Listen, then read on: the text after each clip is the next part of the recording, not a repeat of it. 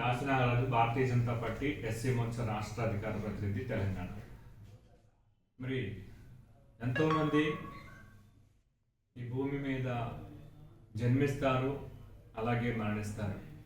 కొంతమంది మాత్రమే మనుషుల హృదయాల్లో చిరస్థాయిగా చిరంజీవులుగా మిగులుతారు. వారిలో ఒకరే భగత్ సింగ్. భగత్ అంటే భక్తుడు అని అర్థం. మరి వారి పేరులో ఉన్నట్టుగానే దేశభక్తి వారికి అణువణువున జీర్ణించుకుపోయింది. చిన్నప్పుడు వారి పొలంలో తండ్రితో పాటు వెళ్ళినప్పుడు ఒక సందర్భంలో ఆ మొక్కలు నాటుతున్నాడు.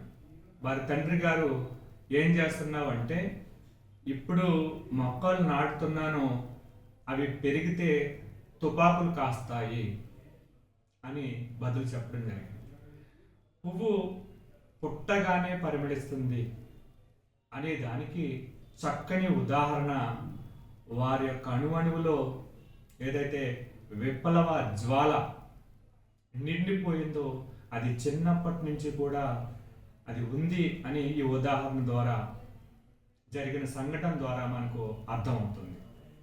ఢిల్లీ వీధుల్లో ఎర్రటి కాగితాలు విసిరేసి విప్లవం యొక్క ప్రాముఖ్యతను ప్రజలకు తెలియజేసి, స్వాతంత్ర్యం యొక్క అవసరాన్ని ప్రజలకు తెలియజేసి, కోట్లాది మంది ప్రజల్లో మరి స్వాతంత్ర్య కాంక్షను రగిల్చిన గొప్ప విప్లవ వీరుడు, దేశభక్తుడు భగత్ సింగ్ అని సందర్భంగా తెలియజేస్తున్నాను.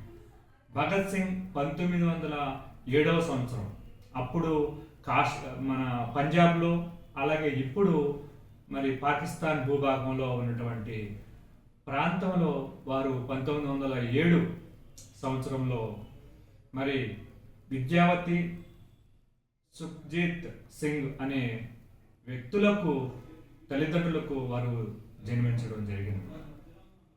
చిన్నప్పటి నుంచి కూడా దేశభక్తి అణువణువున వారు జీర్ణించుకొని, ఏదైతే బ్రిటిష్ ప్రభుత్వం అనుసరిస్తున్నటువంటి విధానాలను పూర్తిగా వ్యతిరేకించి, మహాత్మా గాంధీతో సహాయ నిరాకరణ ఉద్యమంలో మరి పాల్గొని అనేక దఫాలు వారు జైలుకి వెళ్ళటం జరిగింది. లాలా లజపత్ రాయ్ హత్యకు ప్రతీకారంగా మరి ఒక పోలీస్ అధికారిని హత్య చేయటం వల్ల వారికి ఉరిశిక్ష మరి బ్రిటిష్ ప్రభుత్వం వేయటం జరిగింది. ఆ విధంగా భారతదేశం కోసం, భారతదేశ స్వాతంత్ర్యం కోసం, మరి